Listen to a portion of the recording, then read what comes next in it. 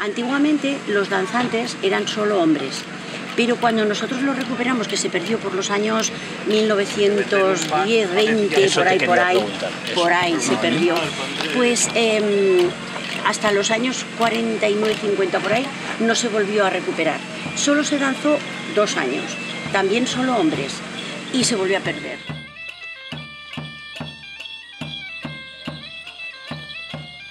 Bueno, muchos dicen que hay unas mudanzas, dichos, que se contaba pues como si fuera ahora el telediario que te cuentan lo que pasa. ¿Qué hacían? Pues que lo contaban relativo a lo que era el barrio del Arrabal o el barrio de San Gregorio. Y muchos de ellos eran algo picantes, algo, se metían con la gente, bueno, dicen algunos que sí se perdió por esos dichos tan ácidos, pero no se sabe, porque se perdió, se dejó de hacer, también a lo mejor por falta de personal. Y cuando nosotros lo recuperamos por el año 90 del siglo pasado, pues claro, se incorporó la mujer al dance.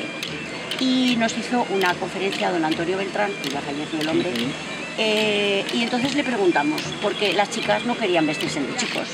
En el barrio de San Gregorio, que ellos lo habían recuperado 2 años antes, se vestían todos de chicos, de joteros, para que me entiendas, con el chaleco abierto y todo.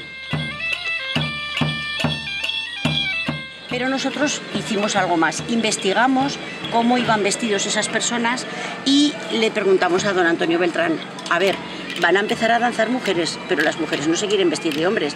Y nos dijo don Antonio, me parece maravilloso que se vistan de mujeres de la misma época y de la misma condición social. Porque, claro, la condición social era lo que eran labradores los que lo hacían. Y por eso vamos vestidas pues de zaragozanas. Vamos más ligeras de ropa, vamos solamente con refajos porque el suelo aquí está muy mal y las faldas siempre son más largas que el refajo. Entonces se arrastran por el suelo y mira, se ponen los zapatos y todo se pone lleno de tierra. Entonces vamos así con el refajo solo porque es más ligero, ¿vale?